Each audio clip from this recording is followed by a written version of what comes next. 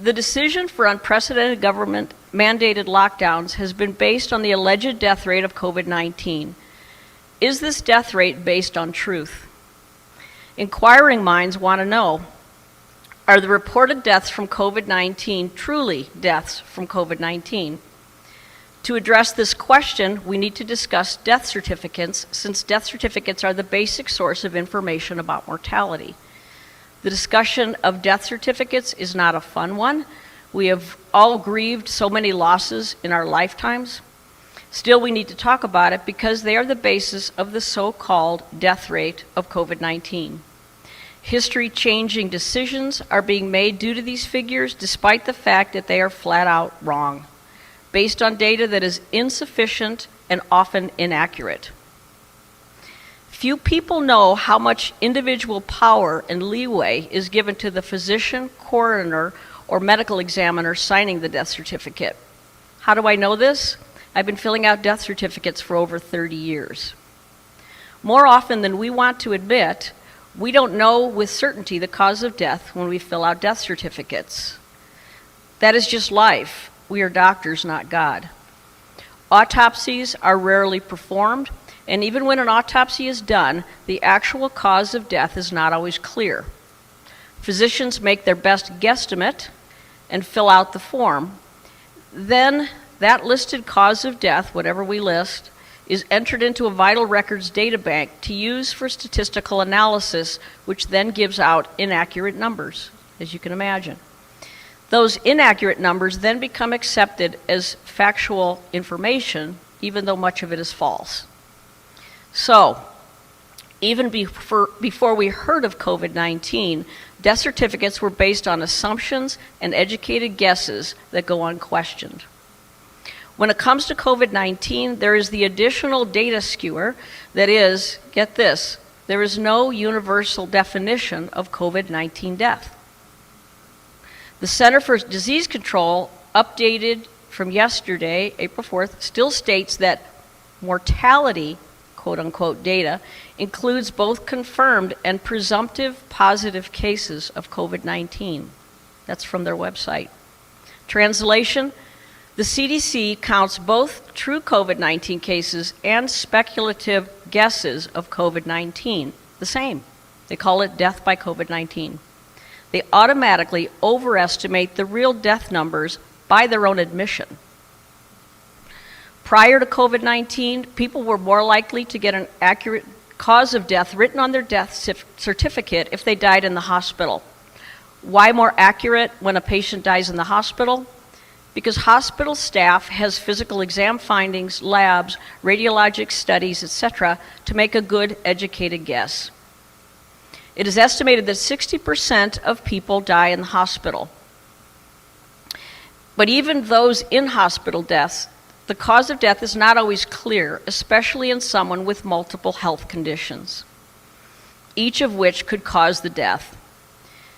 Clear-cut causes of death might include traumatic brain injury, say from a car accident, intractable seizures or asthma, sepsis from overwhelming infection, respiratory arrest from a COPD exacerbation, ruptured aneurysm, metastatic cancer, massive acute heart attack, stroke, or pulmonary embolism. I will talk more in a little bit about why inaccuracy in the cause of death has declined for hospital deaths with the introduction of COVID-19 testing. There are also unclear causes of death in ambulances. That's a reality. An example would be someone with multiple deadly conditions who gets short of breath and dies before evaluation can be done. Was it the patient's underlying lung disease or heart disease that caused the shortness of breath, that caused them to call the ambulance? Or was there a concomitant pneumonia or other problem? We don't know because the patient died before the incident could be evaluated. So an estimated 60% of people die in the hospital. As to the other 40%, it is estimated about 20% of people die at home and 20% in nursing homes in this country. The true cause of death in these situations usually remains unknown. The death certificate is filled out with the best educated guess. Unknown causes of death include elderly people or younger people with known heart disease who die peacefully in their sleep. It is not acceptable to list old age as a cause of death, even though that may be more accurate than the cause of death we often list on the death certificate. We are allowed to state as a cause of death atherosclerotic cardiovascular disease, and that may be our best guess in a lot of these cases. But is it truly the cause? Who knows? Only God in heaven knows. Amen? So allow me to give a real-world example. One of my patient's fathers died about 17 years ago. He was old and in the final days of terminal cancer. He also had heart disease, but was too old and too sick to get heart bypass surgery. As he got near the end of his life, he came down with what appeared to be pneumonia. As my patient, this man's son, stood by his father's sick bed at home, the man died. No one else was there. The mortician was called and removed the body at about 2 a.m.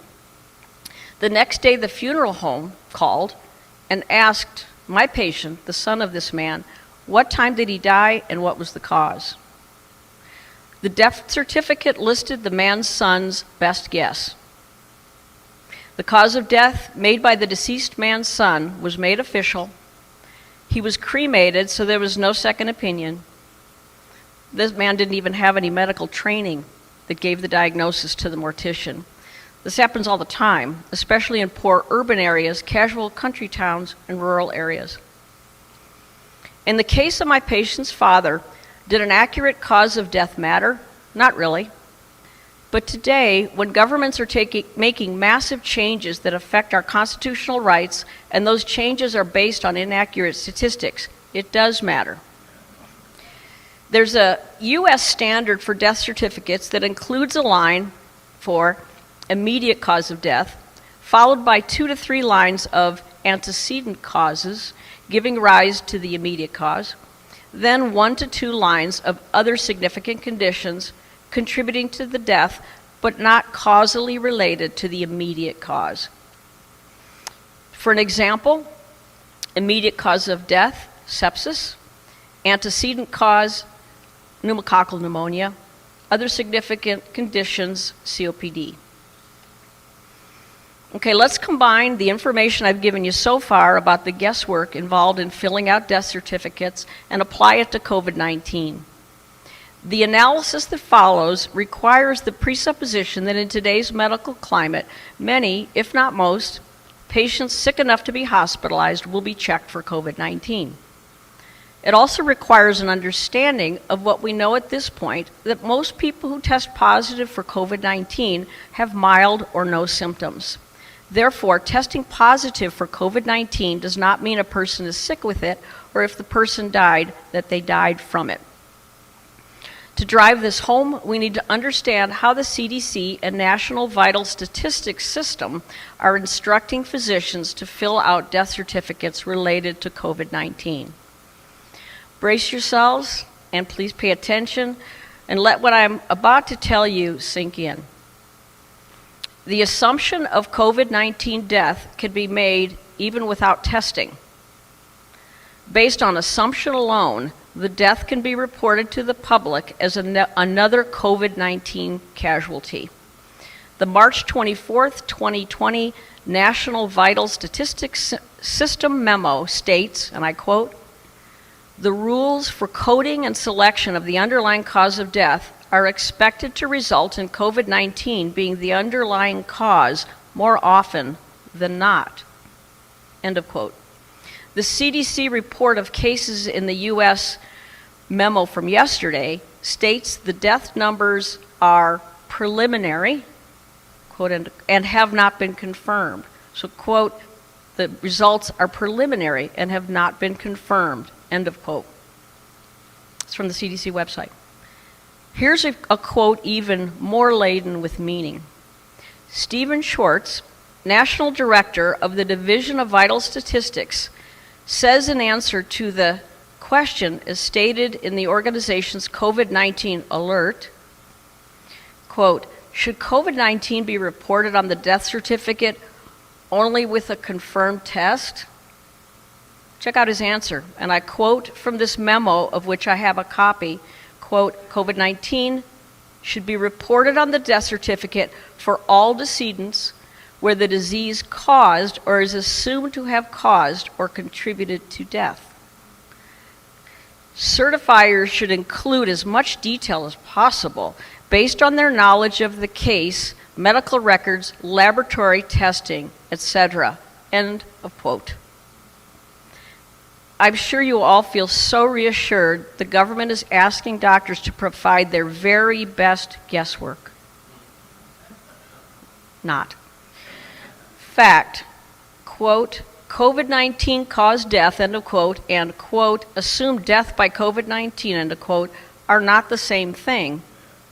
And for those who died from something else and had an incidental finding of COVID-19 positivity, dying with COVID-19 is not the same as dying from COVID-19. I'm almost done, but want to clarify the process with another patient example. This is something that could happen commonly. It's not a specific patient I'm thinking of. Let's say it's a sick patient who goes into respiratory arrest at home. He is intubated at home by EMTs. They put a tube down his throat to help him breathe. He's taken to the hospital by ambulance, put on a ventilator in the ICU, put on antibiotics for presumed sepsis, given IV fluids because his blood pressure has bottomed out. The bacteria pneumococcus is found in the blood and sputum cultures. Pneumonia is seen on the chest x-ray. Despite the staff's best efforts, he dies 2 days after admission. Like I said, this is not an uncommon scenario. The patient was found to be COVID-19 positive, and the doctor has the option of listing on the death certificate that COVID-19 is the immediate or antecedent cause because the doctor theorizes that COVID-19 contributed. Either way, it goes into the data bank as caused by COVID-19. To reiterate, if a patient tests positive for COVID-19 and dies from another cause such as pneumococcal sepsis, it may be considered accurate to say that person died with COVID-19, not from COVID-19. Yet the CDC guidelines list they list this case as one more COVID-19 death, and they go to the next questionable death. They label that as COVID-19, and it goes on and on. You could see how these statistics have been made to look really scary when it is so easy to add false numbers to the official database. Those false numbers are sanctioned by the CDC as of their memo yesterday, April 4th. I have made physical copies of those memos in case more people start looking at their website and they decide it's too much truth for us. I hope I was able to make my point. The real number of COVID-19 deaths are not what most people are told and what they then think. How many people have actually died from COVID-19 is anyone's guess. Again, God only knows. But based on how death certificates are being filled out, you can be certain the number is substantially lower than what we are being told. Based on inaccurate, incomplete data, people are being terrorized by fearmongers into relinquishing cherished freedoms. Thank you. Oh, and I have a little PS. Forgot about. You can't have a true case fatality rate without testing massive numbers of people, but that is another topic. What is that old saying? Something along the line, figures don't lie, but liars sure can figure. Thank you. A Minnesota state senator says officials are asking doctors to fill out death certificates with diagnosis of COVID-19, whether the person died of it or not. Valley News Team's Callie Hubbard talked to the lawmaker today, who says fear may be coming into play. Minnesota Senator and Dr. Scott Jensen says he received a 7-page document from the Minnesota Department of Health on how doctors should go about filling out a cause of death certificate. The letter from the Minnesota Department of Health gives advice to physicians, physician assistants, and others who certify deaths. The doctor says the letter takes you to a CDC website that has recommendations on how to include COVID-19 as a diagnosis for someone who has never tested for COVID-19. Say I have a nursing home patient who's frail and 88 years old and comes down with a cough and a fever, and after 3 days ends up passing away from pneumonia. I'm not going to put influenza on that death certificate. So I doubt that I would be inclined to put COVID-19. Dr. Jensen says each state's reported death numbers are making a lot of people fearful, adding that getting the number right is critical, especially during a pandemic. I worry that sometimes we're so darn interested in just jazzing up the fear factor that sometimes people's ability to think for themselves is paralyzed if they're frightened enough. One of the scenarios listed under the CDC guidance for certifying deaths due to coronavirus says, although no testing was done, the coroner determined that the likely underlying cause of death was COVID-19 given the patient's symptoms and exposure to an infected individual. So is the Minnesota state data reliable? I don't think I have any position to question that per se. I know that I have talked with nursing staff who have been involved with people who have passed away that had either living wills or were on hospice care. In some of those situations, I've been led to believe that there may have been a COVID-19 diagnosis included on the death certificate document without having had a COVID-19 confirmed laboratory test, but I don't have any way to confirm that myself. He says the public isn't stupid, and if you start messing with numbers, you're going to wish you didn't.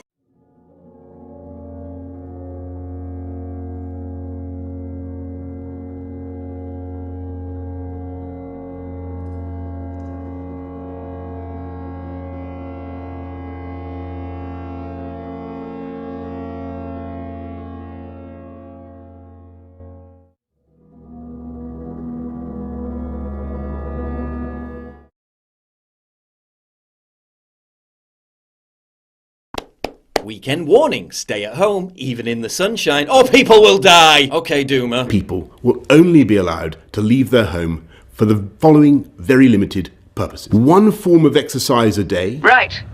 Let's see which one of us can touch his toes. 1, 2... 6079 Smith W. Yes, you. Bend lower. You're not trying. And now we're being socially engineered to accept that this is all the new normal. My next guest is a doctor and state senator in Minnesota who is deeply troubled by the CDC's latest guidance for counting COVID deaths. Dr. Scott Jensen joins me now. Doctor, I want to read for our viewers what the CDC says in part about how to count COVID deaths relating to that last issue we just raised. In cases where a definite diagnosis of COVID cannot be made, but is suspected or likely, like the circumstances are compelling with a reasonable degree of certainty, it is acceptable to report COVID-19 on a death certificate as probable or presumed. So, doctor, what's the problem with that? Well, in short, it's ridiculous. Can you repeat what you just said, please? Well, last Friday, I received a 7-page document that sort of told me that if I had an 86-year-old patient that had pneumonia but was never tested for COVID-19, but sometime after she came down with pneumonia, we learned that she had been exposed to her son who had no symptoms, but later on was identified with COVID-19, that it would be appropriate to diagnose on the death certificate COVID-19. Now, we've not done that. If someone has the pneumonia after and it's in the middle of a flu epidemic, and I don't have a test on influenza, I don't diagnose influenza on the death certificate. I will say this elderly patient died of pneumonia. I don't mean to interrupt you, but my heart is sinking right now as you're telling me this. You're a doctor. I spent some time earlier today just going through the CDC's manual on how to complete death certificates and the parts that were specifically written for physicians. And in that manual, it talks of precision and specificity, and that's what we were trained with. The determination of the cause of death is a big deal. It has impact on estate planning. It has impact on future generations. And the idea that we're going to allow people to massage and sort of game the numbers is a real issue, because we're going to undermine the trust. And right now, as we see politicians doing things that aren't necessarily motivated on fact and science, the public's their trust in politicians is already wearing thin. Why in the world would they be sending you out information to fill out death certificates, whether the person's been diagnosed with COVID-19 or not, but then to say in the death certificate this person's death was caused by COVID-19? That does not sound right to me. I went to the person in our office who does most of the death certificates over the last 10, 20 years, and I said, does this sound right? I had her look at the documents that I'd printed off, and she said, well, we've always been told that you always put down just facts. You don't put down any probabilities. You don't put any presumptions down. It's just what you know. And so this is concerning. And it actually gets to your point, Chris. When we start talking about the data that goes into the modeling, we have to ask ourselves a question. Are we being forthright? Are we sharing with the public? Minnesota, North Dakota, we don't need to be having it sugar-coated. We want to know what's going into your modeling.